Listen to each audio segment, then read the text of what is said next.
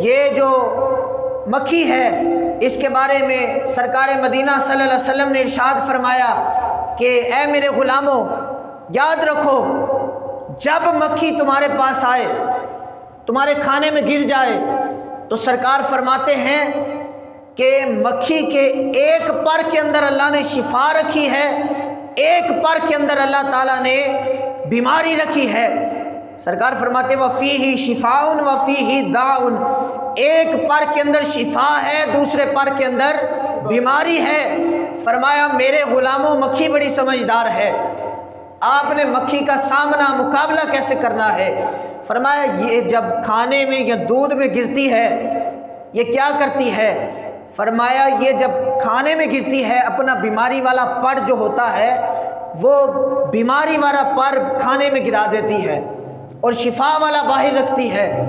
تو سرکار فرماتے ہیں اے میرے غلاموں، جب یہ اپنا بیماری والا پر بیچ میں گرائے تو تم نے کیا کرنا ہے؟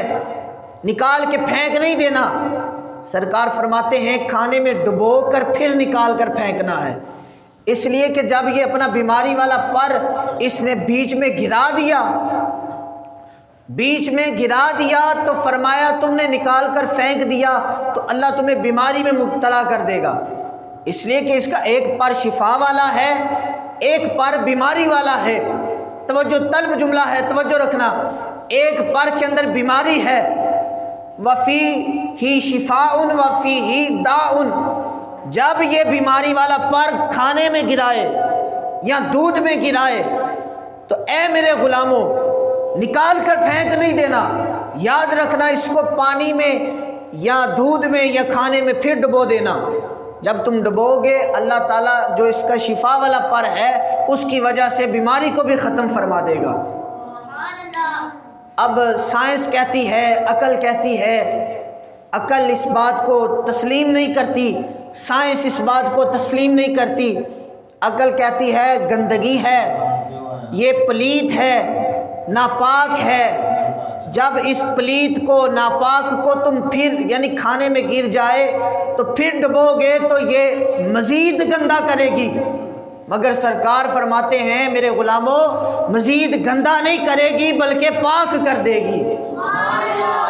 یعنی تم نے جب مکھی کو ڈبونا ہے تو شفا والا پر بھی ساتھ میں ڈبنا ہے، تو جو بیماری تھی بیماری تو پہلے پھیل گئی، جب شفا والا بھی جائے گا تو اللہ تعالیٰ بیماری کو بھی ختم فرما دے گا۔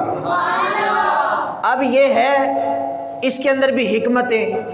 اب اکثر اوقات ہم بھی دیکھتے ہیں کہ کھانے میں گر جاتی ہے مکھی تو ہم اٹھا کر پھینک دیتے ہیں، تو سرکار فرماتے ہیں صرف نکال کر نہیں پھینکنا، مکھی بڑی سمجھدار ہوتی ہے، یہ اپنا شفا والا پر باہر رکھ دیتی ہے اور بندے کو بیمار کرنا چاہتی ہے اور یہ گندگی پہ بیٹھتی ہے، یہ گندگی والا پر ڈبوتی ہے۔ تم نے کیا کرنا ہے؟ اس کو گوتا لگوانا ہے۔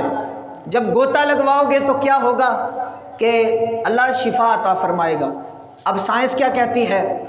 کچھ تو سائنس کے بندے ریسرچ کر کے تسلیم کرتے ہیں، کچھ تسلیم نہیں کرتے۔ تو میں نے کہا کہ ہم نہ تمہاری سائنس کے تابع ہیں نہ ہم تمہارے تابع ہیں، ہم تو مدینے کے تاجدار کی شریعت کے تابع ہیں، کیونکہ ہمیں تمہاری ریسرچ پر وہ یقین نہیں ہے، ہمیں تمہاری وہ سائنس پر یقین نہیں ہے جو ہمیں مدینے کے تاجدار کے فرمان پر یقین ہے۔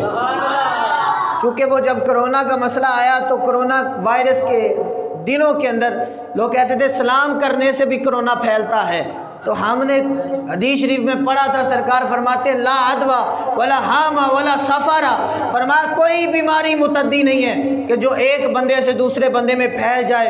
فرمایا بیماری تو اللہ ہی لگاتا ہے، جس کو چاہے شفا دے دے، جس کو چاہے بیماری میں مبتلا کر دے۔ وَإِذَا مَرِضْتُ فَهُوَ يَشْفِينِ، یعنی اللہ چاہے تو بیمار کر دے، بیماری دی ہے تو پھر وَإِذَا مَرِضْتُ فَهُوَ يَشْفِينِ، پھر اللہ ہی بندے کو شفا دینے والا ہے۔